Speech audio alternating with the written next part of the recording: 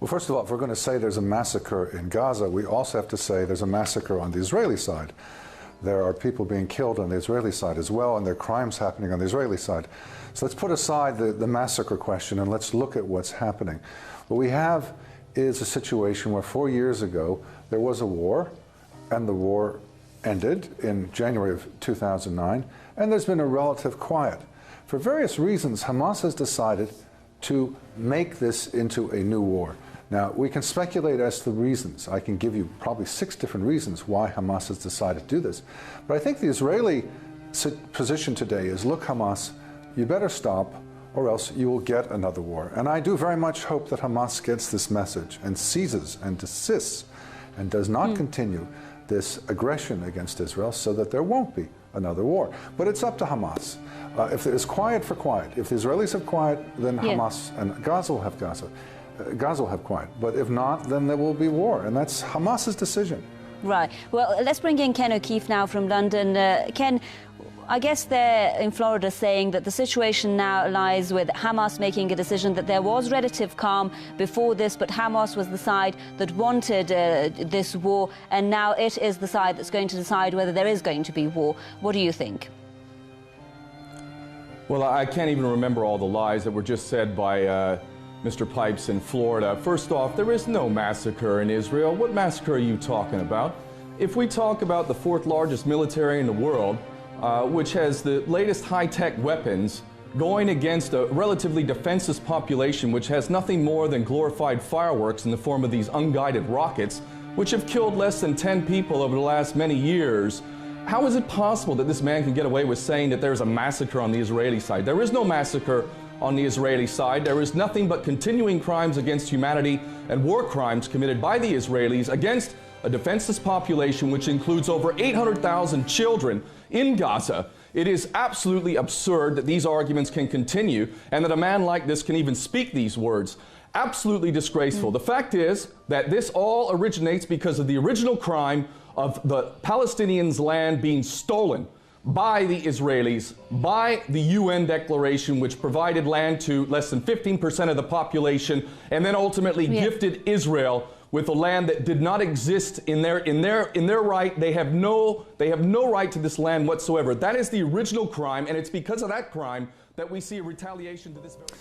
Well, in the first place, I find it interesting that the other guests dismiss 10 or 30 Israeli deaths without any concern. You know, there are very few countries that would accept rockets, mortars coming into their territory, killing people, and just say, well, that's fine. There have been 110 rockets since Saturday, over the last 3 days, landing in Israel from Gaza. Can you imagine, say, in France, 110 rockets coming from Switzerland, and say, well, that's not a problem, we'll just ignore that? It's a huge problem. And without going back to 1948 and the origins of the Arab-Israeli conflict, we have a situation now where in recent years it has been reasonably quiet, and suddenly Hamas has decided to send 110 rockets. It has killed as many people as it could. Granted, they're not the most sophisticated rockets, but they're out to kill, and they have killed, and they will kill. And the question is, are they going to continue this? Or are they going to stop? It's Hamas's decision to continue the attacks and provoke a war, or it is Hamas's decision to end those attacks and not have a war.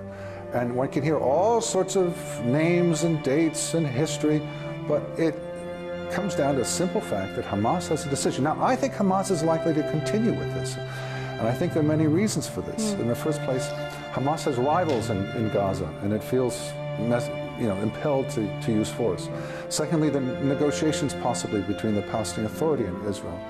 Thirdly, the Egyptian government is talking about closing down the tunnels, and this is a way of distracting attention. Fourthly, there's attention on Iran, and this is a way of distracting attention from that. And finally, the U.S. elections have happened, and Israel's we're standing with the United States, and so there's perhaps a time to attack Israel. But I very much hope that Hamas will desist. Okay, in London now, Ken O'Keefe, Of course, you do have the right to give your response to what was said there by a guest in Florida. But after you do that, do you think that the issue now that Egypt does have a new government and Hamas has said that that provides for it a, quote, safety net because Mohamed Morsi is not going to tolerate a Gaza war similar to the Gaza war that we saw back in 2008 and 2009, is that going to change things this time round?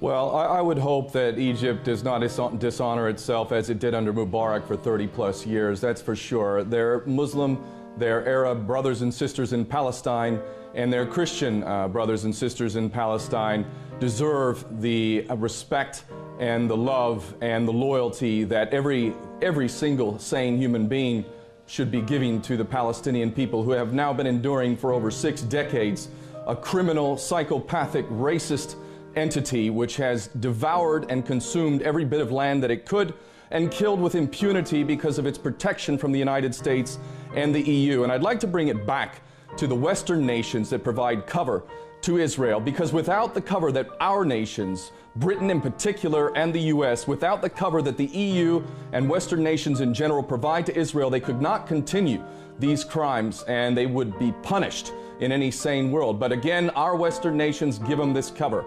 And ultimately, what this man is saying in Florida is just more nonsense, which conveniently forgets the fact that it is the original crime that is being responded to here. And plus, we have 5 years now, over 5 years, of an illegal criminal collective punishment policy, which again affects over 800,000 children in Gaza. If it was your child that was being subjected to this type of collective punishment, I wonder if you would have the same type of views that you express towards the Palestinians. I believe that you suffer from the same disease that apparently pervades Western society, which imparts great value to Israeli life and imparts virtually no value to Palestinian, Arab, or Muslim life. It is a disgusting reality. It's a perverse reality of Western so-called civilization, and it shames all of us. And if you want me to say how I feel about those lives that are lost in Israel, I regret every single life lost in this world, especially when it comes down to the lies that allow propaganda for us to be involved in wars, incessant, bogeyman-instigated wars that are all nothing more than manipulations to keep the system of tyranny going. I regret all loss of life. But I especially regret the loss of life of innocent people who are only resisting the unacceptable.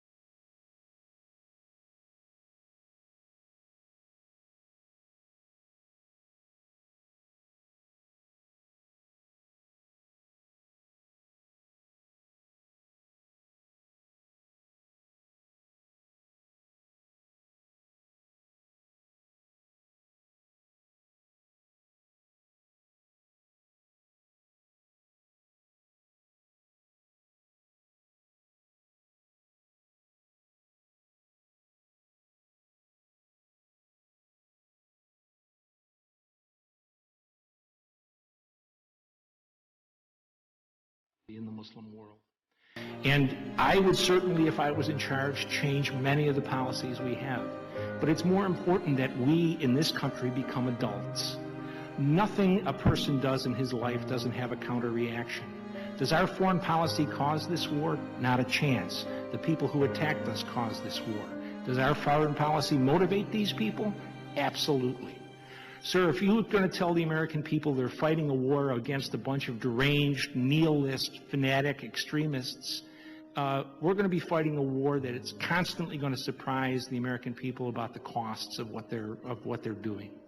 If we come to a place where we can have a discussion that says supporting Israel is essential to the U.S. security, supporting Saudi Arabia is important, vital to U.S. security, having U.S. troops in Muslim countries is vital to U.S. security, fine. But also tell the American people that costs come with that. Right now, we've spent 17 years in this war, and the American people still think we're fighting a bunch of long-haired, bearded, goat-eating madmen. And we're at a terrible disadvantage that we impose on ourselves, sir. And I would finish too long a statement by simply saying that we must stop the idiocy of democracy spreading. If you want to fight forever, keep trying to impose women's rights, secularism, the paganism of American culture, contemporary culture, on a religious civilization, sir. And I'll take to make a comment. Professor Shaw, I've known you over the years, but I have to take sharp disagreement with your position about our support of Israel. I believe it's essential that the United States, for our security, continue to support Israel. I believe that if we back away from Israel or Jordan, for instance, using those countries, Morocco, as examples, that Al-Qaeda will find some other excuse. I mean, we can find any number of reasons. I can tell you during the 1990s, after Iraq, but between 1995 and 2001, the only time the Americans used force overseas was to defend Muslims against Christians in Bosnia and in Kosovo. And yet the response by Al-Qaeda to that was to attack us on September 11th. So I think we make a mistake if we think we can somehow appease Al-Qaeda by taking away whatever they're... Not at all a matter of appeasement, Mr. King, at all. If it was up to me, I'd dump the Israelis tomorrow. I know you would. I know. But all I worry about is the continuing preaching of American politicians to the American people that our relationship with the Israelis doesn't cause us to have dead Americans and extraordinary expenses in fighting the Muslim world. I would just say we would have more dead Americans if we didn't stand by our allies in the Middle East. Well, we'd just be encouraging Al-Qaeda to take advantage of us. And I think that... Our allies in the Middle East are mostly totalitarians, sir, and they have been for 50 years. There are not that many good people in the world. The fact is you have to work with those who work with us. And if I had the choice between dealing with the Israelis and Al-Qaeda, I work with Israel. If I had the choice between dealing with Jordan or Al-Qaeda, I deal with Jordan. And the fact is that you can find any number of excuses why Al-Qaeda is going to come after us. No, sir, you can't. Yes, I think you can. No, you can't, sir. Osama bin Laden would have been a terrific American politician because he stays on message. There's only one message that comes out of Al-Qaeda, and that's the message they're using now. If it's not that, if we pull out of Israel, if we you have to depend. No, I'm going to say if we stop supporting Israel, then the message would be America was cowardly, America was backed away. They're not going to stand by their allies. It can always it's the flip side of everything, and I would rather stand with positive elements like Israel and back down. I'm a bear of little brains, sir, but you got to go with what you go with at the moment. These people are fighting for something substantive, for something religious. What do you suppose they're going to come up with? Because we have Hollywood? I would like to fight Hollywood. But, I mean, they're not going to fight us because we have women in the workplace. That's an insanity. What they're fighting us about is what we do. And we don't have to stop what we're doing, sir. But we have to realize the cost. And I think it'd be worse if we stop what we're doing, and that's my point. Well, that's fine. Tell the American people that. There's also a cost of what you're asking for, and I think that cost will be a lot greater.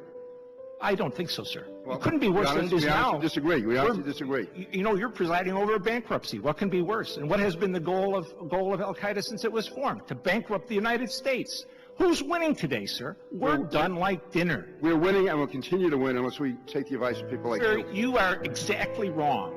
We are losing.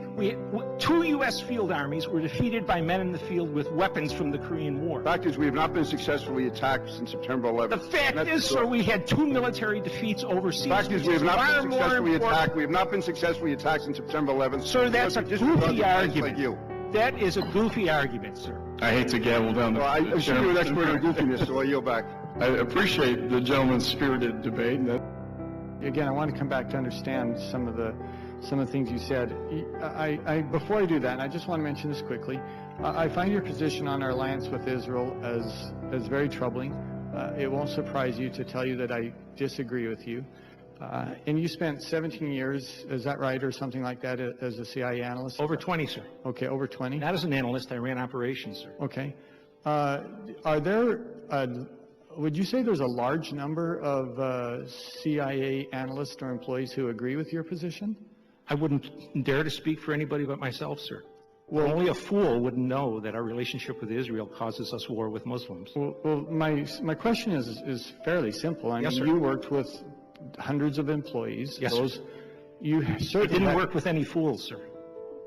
you certainly had conversations with many of them. I'm asking for your opinion of, are there a large number who agree with you on this? I'm not a McCarthyite, sir. I'm not going to say anything about that to you, sir. Okay, well, I'm going to take that as non-responsive because it's a fairly simple question, and I don't think Fairly none of your business about what my conversations with other people are about, sir. I'm not asking for specifics of those conversations. I'm asking for your opinion of your experience, whether there are a large number that agreed with you. That's a fairly simple question, hardly intrusive. Very intrusive from my perspective, sir. Well, okay, well, you can have your perspective. Thank you, I think sir. others can evaluate whether you're being agreeable or disagreeable. I'm being disagreeable on this because Yes, none you of your certainly business, are. sir. Yes, sir. Yes, sir. Now let me move on then. I would like you to explain very quickly, if you can, what you think the primary motivators are for Islamic jihadism. First, our support for the Israelis. Okay, that's your Second, number. That's your. No, there are 6. Okay, put them in order if you could. Our support for tyranny for over 50 years in the Muslim world. Okay. As a trigger, our presence on the Arab Peninsula. Third, I would put the Israelis rising. Fourth, our ability for a long time to get oil at prices that were very much below the market level. Fifth, our presence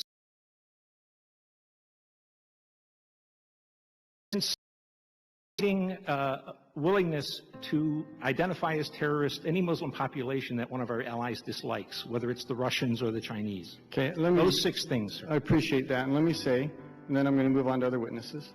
I was an Air Force officer for 14 years. I have spent significant time with many people from that region, and it is astounding to me that you don't put in the top 6 what I know to be true, and that is they are motivated, many of them are motivated by their absolute hatred of the United States and what we represent, whether it's freedom, whether it's democracy, whether it's women's rights.